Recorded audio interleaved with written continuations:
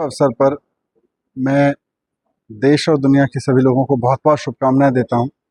ये बहुत पवित्र समय होता है सारे अस्तित्व में, और इस समय माता रानी के चरणों में जो भी कोई सच्चे मन से जाता है, माँ उसकी सुनती है, माँ उसकी मानती है, उसकी मुरादें पूरी करती है। तो मैं सबको शुभकामनाएं देते हुए माता रानी के चरणों में भी अरदास करता हूं कि सबकी सुने, सबकी मनोकामना पूरी हो, सबकी खुशी के लिए, सबकी समृद्धि के लिए माँ आशीर्वाद दे।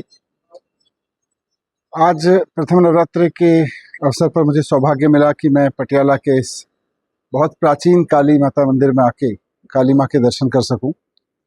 तो मैंने यहाँ आके अपने साथियों के साथ में, डॉक्टर साहब के साथ और शहर के मेयर साहब और बाकी सब साथियों के साथ में आके माता के दर्शन किए, यहाँ पे काली माँ की पूजा की, यहाँ पे हवन किया। ये बड़े पुण्य से मिलता है ऐसा सौभाग्य। मैं समझता हूँ कि शायद कुछ पिछले कर्म ऐसे रहे होंगे कि माता ये आशीर्वाद देती है हमको कि आके प्रथम नवरात्रि के दिन सुबह सुबह आके आप दर्शन भी कर रहे हैं, पूजा भी कर रहे हैं, हवन भी कर रहे हैं, पूरे परिवार के साथ कर रहे हैं। तो ये सौभाग्य हमको मिला आज।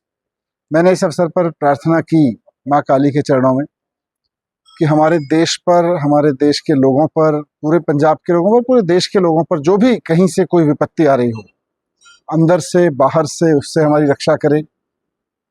किसी भी नेता का, चाहे वह हमारे देश का कोई नेता हो या बाहर के नेता का हो, उसका कोई भी अहंकार हमारे देश के लोगों को कुछ अहित पहुंचा रहा हो, उसकी कोई भी कमजोरी हमारे देश के लोगों को कुछ अहित कर रही हो, तो उससे हमारी रक्षा करे।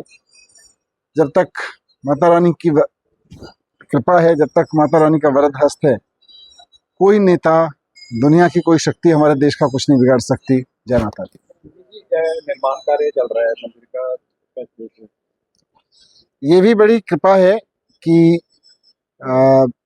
ये सब माता रानी का भंडारा यहाँ चलता रहता है, और इतना अच्छा इस मंदिर का पुनरुद्धार कार्य चल रहा है ताकि यहाँ आने वाले लोगों को, क्योंकि ये बहुत प्राचीन मंदिर है, ऐतिहासिक मंदिर है, और इसकी पूरे उत्तर भारत में, पूरे देश में बहुत मान्यता है। लोग यहाँ आते हैं, नॉर्मल समय पे भी आते रहते हैं, नवरात्रि में तो बहुत ज़्यादा बड़ी भीड़ में आते हैं। तो भगवंत मान जी की सरकार ने इसको देखते हुए इस मंदिर के पुनरुद्धार का कार्य शुरू किया है, और बहुत शिद्दत से पूरी की पूरी टीम मिलके, यहाँ के ऑफिसर्स, यहाँ जो टीम मान साहब ने लगाई है, वो सब मिलके बहुत श्रद्धा के साथ इसके पुनरुद्धार में लगे हुए हैं मंदिर के। और मुझे लगता है कि अगली नवरात्रि तक यहाँ की रंगत, यहाँ की तस्वीर बदलेगी। जितनी बड़ी संख्या में यहाँ लोग आते हैं, वो आसानी से दर्शन कर सकें, भक्ति भाव में डूबे रह के, उनके साथ धक्का मुक्की ना हो, उनको कोई परेशानी ना हो, वो एक दिव्य वातावरण में आके यहाँ से एक अच्छा अनुभव लेके जाएं, अच्छे भाव लेके जाएं, ऐसी हमारी कामना है। इसके लिए पूरी सरकार काम कर रही है। शुभकामनाएं। सनातनी धर्म के लिए जो जैसे बहुत सारी ऐतिहासिक मंदिर हैं, उनके लिए भी वो उनकी मांग की जा रही है कि उनका भी कार्य चलाया जाए।